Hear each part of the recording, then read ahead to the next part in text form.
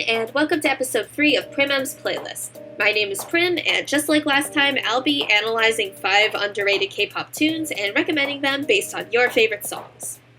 To keep this podcast from getting too repetitive, I'm going to be trying to spice up my script a little bit this episode, adding a little metaphor, a little wordplay, a little bit of segue action. Let's see if it works, because it probably won't. Also, my allergies have been acting really bad recently, so if my voice sounds kind of different, that's just because my sinuses are not doing too well with pollen right now.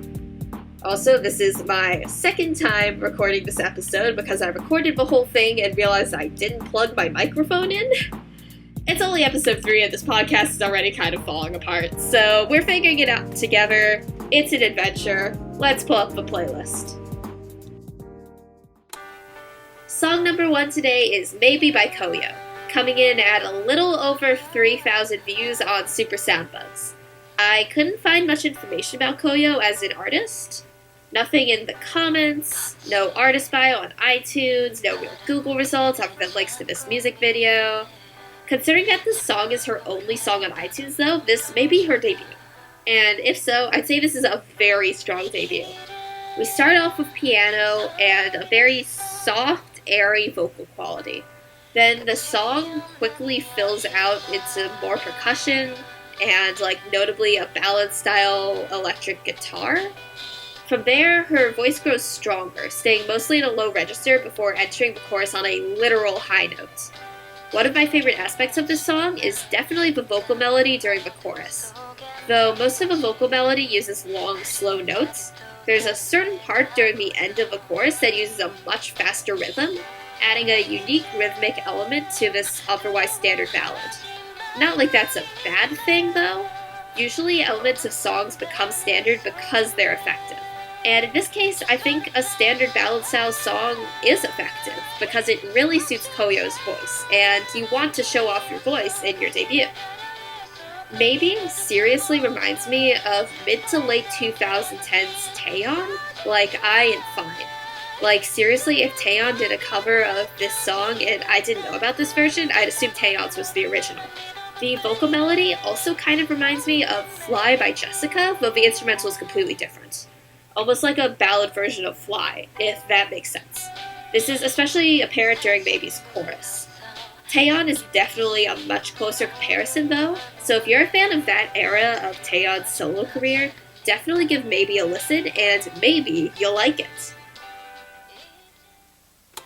At 13k views on Stone Music Entertainment, our second song today is Alright by Marco, a member of C-pop group Fancy Red, formerly known as A-Crush.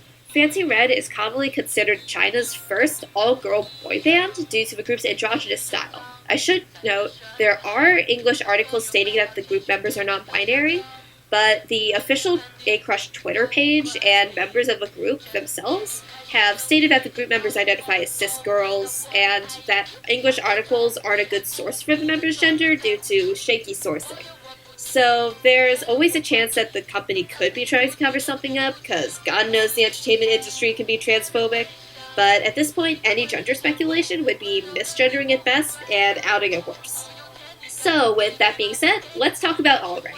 It's a summery song with a quirky feel, combining guitar with these interesting bubbly little synths and snappy percussion throughout. Notably, the song is in a halftime tempo.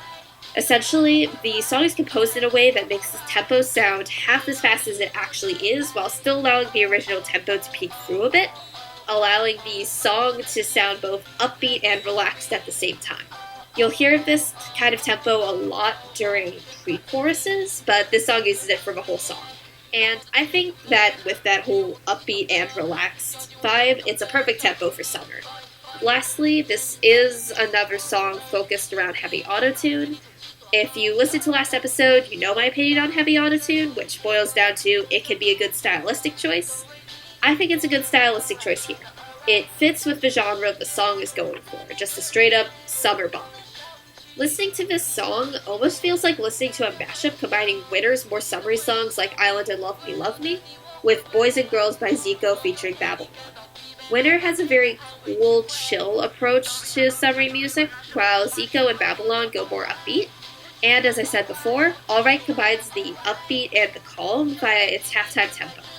The best comparison comes from one of my friends, though, who recommended Mayday by Crush featuring Joy from Red Velvet. Same use of halftime, same quirkiness blended with that same summery feel. Honestly, I'd recommend Alright to anyone who's primarily into boy groups and is looking to check out some female artists. This is a great jumping off point that'll still be in your comfort zone musically. And also, if you're into the 3 songs I just mentioned, especially Mayday, you'll definitely find Alright, Alright. How about song number 3? For song number 3, we've got another ballad, currently at 2.3k views on Super Soundbugs. This is Help Me by indie singer-songwriter Eian. What stood out to me with this song is the use of household objects, like adding general background noise with a tape player or rustling coins to add texture to the percussion. This real-life soundscape contrasts with the electronic elements and pre-recorded samples in the percussion.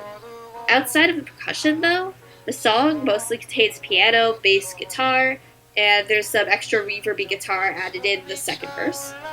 Although this is a fairly standard set of instruments, it's combined with the interesting percussion, and considering that no instrumental segment in the song sounds repetitive or copy-pasted from another point, this song is able to easily be classified as a ballad while still having its own unique texture.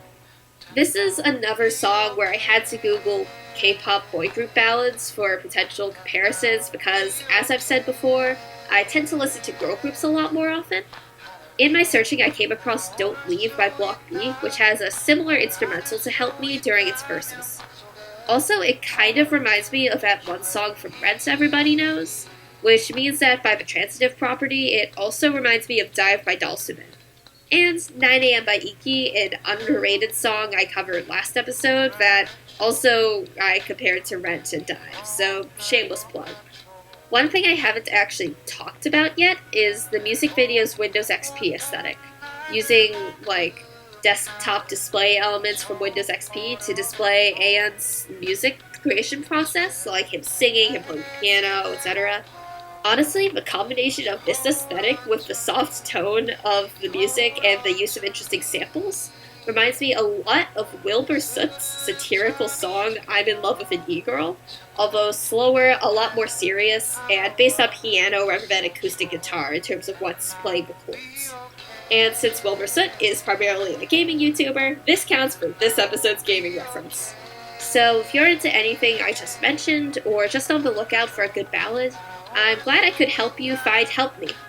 Let's check out song number 4. Alright, here we have Tomato Song by children's musician DDOA, currently at a little over 27,000 views on 1TheK. Yes, I know this is a song for literal babies, but it's my podcast, I decide the content, and this song goes hard. No, seriously, it actually kind of goes hard, combining DDOA's cute voice and the standard kids' music acoustic guitar with a loud thumping bass. I'm not sure if that bass was intentional or just the result of poor mixing, but either way, it was a choice I honestly don't hate. My main gripe with this song, though, is its length. It's only 1 minute long. Yes, it's a children's song, but there's a good chance my analysis of this song will be longer than the song itself, and that makes my editing job harder, so to extend the length, though, I can just throw in the official instrumental to this song, because DDOA is one of those MVP artists who actually releases their official instrumentals. So, if you want to make a mashup of this song, you actually can. And if you do want to make that mashup, well, I'm sorry to say that I don't have many good song recommendations for you. The only song that's even close is Boom Boom by Momoland, since it also combines acoustic guitar, thumping bass, and cute voices. But it also has a lot of other elements that don't appear in Tomato Song, mostly its electro swing elements, and it has a much slower tempo. The song also reminds me of, those Aegyo songs that they'll, put on those, variety shows for K-pop idols to, act cute to. Honestly, any comparisons to non-children's music is doomed to fail since children's music is such a specific genre. But hey, if you have kids or you know someone with kids, maybe this is a good choice for you. Or if you're like me and you like to watch kids' TV shows out of nostalgia and an existential fear of the passage of time, you might get some enjoyment out of this too. And if you hate it, well, don't throw rotting tomatoes at the screen. Last but not least, at 6.4k views on Stone Music Entertainment, here we have Via by York featuring SongHeeRan. I don't actually know if it's Via or Via, and given my background in Latin, there's a good chance I'm going to accidentally pronounce it Via, so just bear with me. So, I try not to have favorites, but this has got to be my favorite song uploaded all week. We start off with this echoey, shaky percussion layered over this mysterious, almost creepy synth, in a way that almost sounds rhythmless until the bass kick comes in and ties the whole thing together. Then starts that airy, echoey, soulful voice. I can't find color-coded lyrics anywhere, but after searching around for other songs by the same artist, I'm pretty sure it's SongHeeRan singing. At the same time, that mysterious synth condenses into a recognizable rhythm. There's also this plucky arpeggio and distorted, detuned sawtooth synth that gets added in, so keep those in mind. And also there's this almost vibrating element added to percussion, like one of those ribbed wooden things you rubbed a stick on in elementary school music class. I realize this part of the script is kind of all over the place as stream of consciousness, but honestly, that's kind of what listening to the song feels like. A lot of things are happening surrounding you, and then it ends, and you feel like you got jolted out of a daydream in the middle of chemistry class. So remember how I said to keep that plucky arpeggio and distorted sawtooth in mind? Yeah, that's because those instruments and the main mysterious synth seriously remind me of Porter Robinson's tracks. The mysterious synth is like Sea of Voices, and the sawtooth and arpeggio kind of sound like the start of Goodbye to a World, though in a different time signature. But that's the most apt comparison I could think of. There are other elements to this song that I can trace to other artists you might like. The rhythm of the mysterious synth in the verse reminds me a bit of Alan Walker's work, especially Faded. And the shaky percussion beginning sounds a lot like the percussion in Yuki Kajiura's work for the OST of one of my personal favorite anime, Puella Magi Madoka Magica. And as our second obligatory gaming reference, those detuned sawtooths remind me a lot of the iconic background music from the speedrunning History Channel Summoning Salt. The best comparison here is Porter Robinson, though, so if you like Porter Robinson's work, you're sure to like Via. And hey, you can tell them you found their song via this podcast. That was even worse than the tomato one, I'm so sorry. So, those were our 5 songs of the week. This week's playlist was like a feast, each song a dish with its own unique flavor, like ballad, or EDM, or tomato. But the meal isn't over yet, it's time for dessert. Let's spin the wheel of segments. And this week's segment is... Such a Tease. Ever watch a music video teaser and get really excited for the full thing to drop, but then the final music video looks like nothing like the teaser? Well, in Such a Tease, we'll be analyzing teasers like that and recommending a song that fits a little better. Now, because this segment is specifically about teasers and music videos, my recommendations will usually focus more on concepts and visuals than the music itself.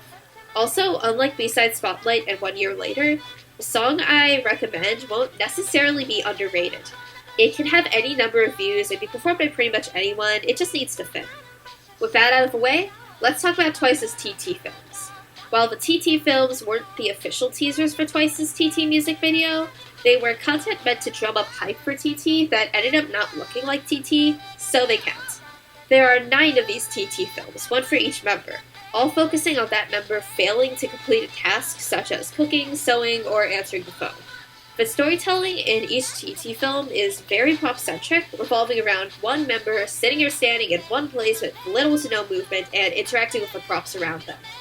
Because of this, the set design and prop design really shine through in each TT film, as the environment around each member is largely what informs their acting and the storyline happening in the film. The same observation goes for Vanishing Paycheck by Stella Jang. Even though the color scheme is brighter and the music is jazzier, it uses similar prop-based storytelling. Just like how the Twice members try to make smoothies and paint pictures, Stella Jang tries and fails to save her paycheck. The more abstract nature of that task, though, means that the interaction with the props is more symbolic. So instead of failing to make a smoothie by adding broccoli, it's more like grabbing at rings and coins to represent trying to save money. This more symbolic use of prop-centric storytelling works a lot better in a full-length music video, because you don't really have the time to do something like that in something as short as a teaser, which is why the TT films are so much simpler. So if you're a fan of Twice's TT films but want something a bit longer, deeper, and more brightly colored, go watch Vanishing Paycheck. And with that, we end episode 3 of Prim's playlist. If you enjoyed this episode, check out the original songs at bit.ly/PMPF3. That's bit.ly/PMP_EP_3, the number. And if you'd like to support this podcast, subscribe to our YouTube channel, and if you really want to go above and beyond, donate to our Patreon page for special perks. Links to those can be found at linktree/Prim's playlist. That's linktr.ee/PRIMMSPLAYLIST, all lowercase. Our podcast is a proud member of Studio 16. If you enjoy our podcast, support us for free by joining our Discord server at discord.gg/6R, lowercase xw, capital MG, lowercase f. And if you want to learn more, visit studio16network.wixsite.com. Thanks for jamming with me today.